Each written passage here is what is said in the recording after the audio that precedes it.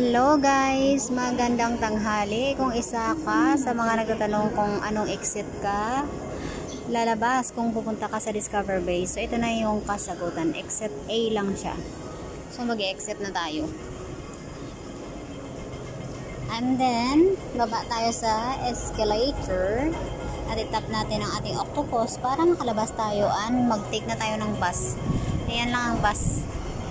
Yan lang sa labas. Hanapin mo lang ang D-Bay 03. Kasi ang D-Bay 03P pupunta yan sa north. Pero yung D-Bay 03R pupunta yan sa South Plaza Discover Bay. So yan, itatap na natin ating octopus para makalabas.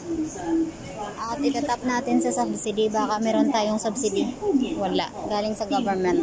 Actually, every 16th of the month may babalik sa iyo na pera. So yun lang. Yan ang bus. Oh.